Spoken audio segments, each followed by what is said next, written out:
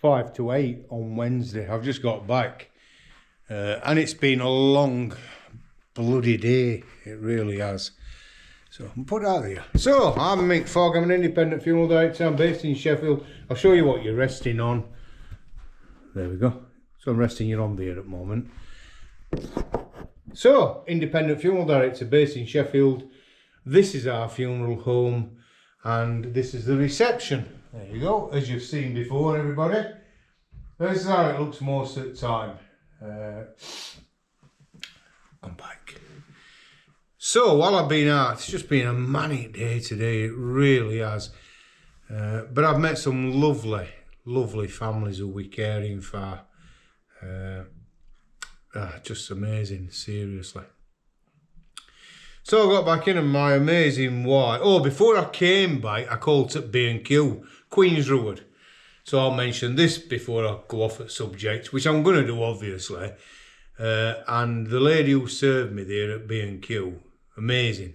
They always are. Queen's Road in Sheffield, their B&Q it's just fantastic. It really is. And they help us out a lot. So if we need plants or stuff like that for garden, memorial garden, they really help us as much as they can. I need to thank them for that. But also, today were extra special because I needed a camera. Not one of these type cameras, one of these ring type cameras. And I know that they say, oh, you can buy this for 12 quid off the internet and all that on these sites. I've seen them. But we've got a lot of ring gear. So I always seem to buy a ring. I like what I like and that's it. Yeah, there's cheaper ones out there. I know there is, and I have to pay for a ring, but I just like ring. And use hotels. So, and I'm a creature of habit. But while I was there, John, who were on trade counter, absolutely amazing. Couldn't have done more for me. And then while I was getting served, he says, I watch you on YouTube. And I says, why? He says, well, it says it as it is. Just proper Yorkshire person. And I thought that were absolutely lovely. And I says, tonight, John, when I get back in, I'm going to give you a shout out. So, John, today, thanks for your help. And if managers are there, watching at B&Q, Queen's Road in Sheffield, I don't go in there because it's B&Q. I could go anywhere. I'll not mention other places, but I could go anywhere closer to us. I'll tell you why I got at B&Q on Queen's Road. Because it's staff there. Because the staff are absolutely amazing. They can't help you enough. So thanks to everybody at B&Q and thanks to John. I keep putting my hand around here to make sure that it's still recording. Cheryl says when I got in tonight, you've had a present come. Look here. This has been delivered today for me. So that, you know, I'm not getting on TikTok and all that and YouTube going, hi guys, welcome to my channel. And I've had this sent me and I'm going to try it out and all that. I don't advertise and we haven't got any advertisements on my channel because I don't like it where it's all promoting everybody else's gear. Pretty much it's my channel and I'll say what I want on it and I'll do what I want on it. I have opened this prior to putting this on, by the way. This is what we're inside it. There we go. So that is what was inside it. Now, this person has sent me this. He didn't have to, and I don't know him. Let me just, but I have Googled him. Is it Google? No, it's not Google, is it? It's when you look for somebody. And I've gone on and liked his channel. Because I think it's nice that the Flyer Wanderer, Fidel Wanderer, and this is his thing. So this guy I've never met him. Yeah, that's it. I've subscribed to him. There you go. It's a bit bright, isn't it? And he puts a lot of stuff on like Blackpool. He's brilliant, absolutely amazing. Wanderer. I'm just Hang on. Of Millbrook at the moment. I thought I'd come out on a little jaunt first thing in the morning. It's what is it, 26 minutes past 8. and it's on Bank Holiday Sunday. So I thought I'd just come for a little run round and a little chat. I've not been on recently. I've been finding it a bit difficult for me to be on. I've been having a few problems. I mean, like everybody does, but basically, it's just been where it's not been easy for me. It's not easy for me to talk about it. So I'm going to leave that there. I want you to go onto his page and find him. He's absolutely brilliant. It's took me longer today to do my arrangements because in between I've been listening to this guy and he's so down to earth. Says it is. But that little clip where I put it on is so important because we all do find it difficult to talk about depression, anxiety, whatever his problems are. But they say a problem shared is a problem halved. And by doing this, it helped me a hell of a lot by people putting comments on and all that. Back to what this guy sent me today. I know they do it right good, don't they, on YouTube? Like, oh, I've had this present sent me, yippee, and all this bollocks, but I'm not like that. So, he sent me this. So inside it, when I open it up, there's this round thing. I'll put it there. There's this little thing. There's this little thing. I don't know if you saw on one of my chats, there's this, and there's this. Now, when I get stuff like this, I'm usually thinking, I'm going to put this together. It will bang easy. If I pull this over here, that screws into there. No, it doesn't. See, I've knackered it up straight away. That one goes that way. So, screw that onto there. That's on. It's a stand for my GoPro. It's brand new. And I've never met this guy. I haven't followed him. I haven't commented on his channel until today. So, and for some reason, how good is that? I absolutely love it. It's a stand for my camera. It's just mad, innit? This guy, out of goodness of his own heart, for some reason, decided to send me this today. And there's skeptics out there that's going to say, hang on, I'm going to lift it up a bit just so I can stand it on my new stand. There's people that will say, oh, he sent that just so you give him a shout out. Well, no, he could have actually put something on and says, give us a shout out, mate. And this is it, it's on my new stand. How good is this? This is just the business. That's it. So, yeah. Thanks, mate. Seriously. Today has been a difficult day for me. But you just made it, I don't know, I can't begin to tell you how brilliant this is. Getting back and then somebody sending you something, it's just, oh, I'm going right bright, Anna. Do you know what I mean? And I can angle it around as well. Look, there we go. So, as I was saying, it's been a long day today and it's been a difficult day. Arranging funerals and discussing people's loved ones and their lives and getting to know a little bit about the person that we look after is all part of what we do. I'd read a few comments. I haven't answered anybody yet, but I'd read some comments that somebody, I think it was in Doncaster, she's put that they'd arranged a funeral with the cooperative group, and the cooperative group weren't prepared to go out to see this family. They don't do that. You have to go and see them. And we have funeral directors in Sheffield who take this approach as well. No, you'll come and visit us. We don't go to your home address. I don't know. I ain't got a clue who these people think they are. You know, you're paying them to provide you with a service. And you need to say this, I'm not touting for work. We've got enough funerals. I don't need to come on here touting for work. But I'll come on here and give you some advice. What you have to remember is when you contact a funeral director, he wants to do the funeral. There's no two ways about it. Because we are looking after people, he's no longer a funeral director. But when they take that approach that, oh, we don't do this. We don't go out and see you at your address. You must come here. Get off your high horse. Who the hell do you think you are? these people are grieving. Why do I go and see them in their own living room? Well, people talk a lot easier when you go out and knock on door. Hey up mate, it's Michael from funeral service. Coming in mate, and we sit down and we have a chat. And it's personal. And they feel, for years that I've been doing it, I've found personally that people feel more comfortable in their own surroundings. I mean, visiting a funeral home, our funeral home's just like any other. Well, it's not, believe me. There's a couple in Sheffield what are dog kennels. But this is our funeral home. This is where families come in and they'll sit down if we're having a chat, or they might meet one of the speakers, celebrants. Simon does quite a few arrangements in here, and he'll meet Simon Oakes, and he'll meet a family, and he'll sit down.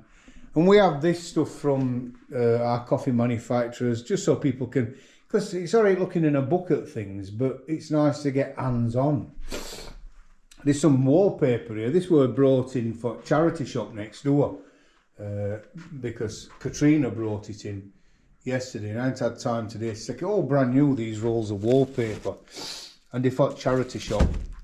Now I took the bags of stuff round for charity shop next door, community shop. I took that round today, and I gave it lasses in there and says this were delivered to us. I've got some wallpaper for you, but I'm in agony at the moment. I'm gonna put that there, see if you can still see me. It's gone off. It goes off and then I can't see me then. That's all right. No, it's not. You're too far away. Come a bit closer. Anyway, let me put it there. I love this stand, mate. I absolutely love it. So, forgot what I was on about now. These funeral directors say, we don't go to your house, you've got to come to us. Well, in that case, if they're starting that way, we don't do that, that ain't a problem as far as I'm concerned. We'll not use your services. Thank you, mate. I'll contact someone who will come out and see me. You're grieving. People who's lost loved ones are grieving. And you should, all funeral directors should, which is best way for you. Do you want me to visit you in your home? Would you like to come to the office and do the arrangement? You give people choices. We automatically, when Paula's speaking to a family who's just lost a loved one, Paula automatically says, would you like Michael to come and see you? Oh, yeah. And when's it best time for you to come? Do you want morning? Do you prefer afternoon? Would you like evening? So you actually gain that family some control instead of, no, we don't do that. No, we don't do that. That's co-op and dignity. Oh, no, we don't do that. We don't go to your road. We don't come out. No, I'm sorry. They can go out. They choose not to go out. They can make a million excuses of why they can't go out to see you. You can tell how pissed off I am with this, can't you? And I really am, because it really annoys me. It really does annoy me, this. Because when you've lost a loved one, the funeral director should be the person who you ring up, and they don't promise you anything. No funeral director should promise a family anything at all. That's not what it's about. Don't promise people things. Just give them everything. That's how to do this vocation. So if somebody says, oh, we want you to this and that, leave it with us, we'll do what we can. That's my answer to everything. We'll do everything possible. I never say, yes, we'll do it. Something might happen where it's not possible for us to do it. I met a family the other day and they says, will you be on service, Michael? And I says, if possible, I will be on service. Tomorrow we've got a special funeral for a gentleman who, I'll post some on tomorrow regarding that, but we're looking after a gentleman. When I met his wife, who is really ill. In fact, she's just come out of hospital. Luckily, she'll be out for the funeral. And she told me his wish all his life was to have a Jag car. He loved Jag cars. Absolutely in awe with him, but never got one. When I heard this, when she told me this with her family, granddaughters and that, and I was sat in her room, and lovely woman, absolutely lovely woman. I knew that I had to do something, because ours are Ford Mondeos, but this guy didn't love Fords, he loved Jags. Now, to hire a Jag Ursine from another company costs money. But I thought, sod it, we'll pay for it. This guy is having a Jag. He's going out in style. All right, he might not have had a Jag hearse, or, well, he won't want a Jag hearse. What mine about Undertakers want Jag hearses. He didn't have a Jag in life, but he's certainly going out in a Jag, without a doubt. I contacted a really, really good friend. And while we were sat having a meal and a bottle of wine, I put it to this funeral director that I'd met a family, and the requests were that he always loved Jags, and they weren't saying we've got to have a Jag, which it's a non-goer if we can't have a Jag. They just says he loved them.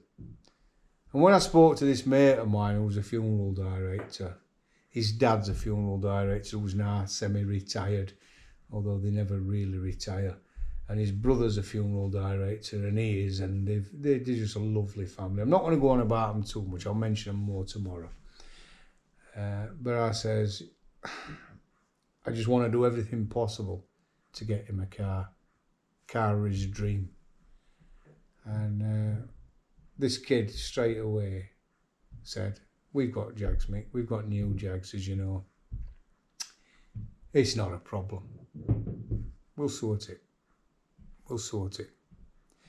So tomorrow they're sending their Jag to our premises with a driver.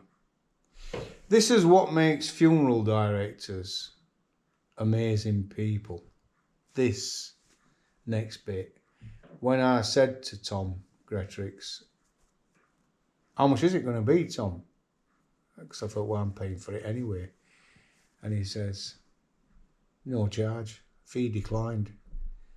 Let's make this family feel like we've done everything possible for them.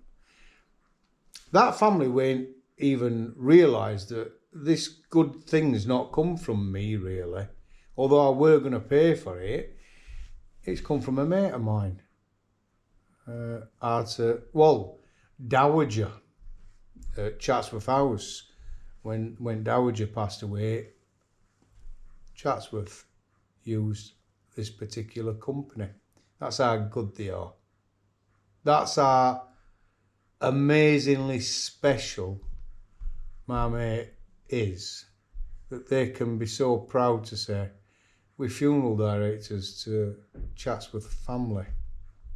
That's amazing, I think. What's more amazing than that is the fact that if Tom had have wanted to, he could have charged me, I don't know, 175 quid, 200 quid. And said, well, here's £175, mate, we'll send it over with a driver. He didn't. So Tom didn't see pound signs.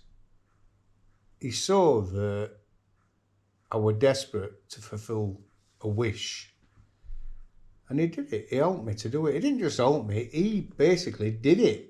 I'll get loads of praise and people will say, oh, brilliant, mate, you're absolutely amazing tomorrow when we put it on social media, on Facebook. I don't deserve none of that praise. The funeral director that's done this should step up onto that pedestal and say, I'm Tom, I'm from Gretrix, and we have funeral homes in Bakewell, we have funeral homes in Oak Valley, we have funeral homes all over the place, Buxton. They're amazing. They're absolutely amazing. And they're very, very busy. But to rearrange certain things that they got on to help a family in Sheffield who they never even met, to me is special. And that's why I love being an undertaker. I've got funeral directors throughout the country.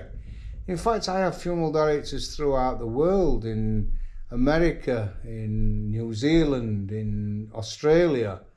And a lot of them will put on my Facebook and my social media, come and spend a week here, Mick, in, I don't know, one put it on last week about come over to America and we'll put you and your wife up and we'll look after you and we'll show you how we do funeral over here. I ain't got a passport. How am I going to get over here? I could get a dinghy, I suppose. I don't think Cheryl would go across in a dinghy.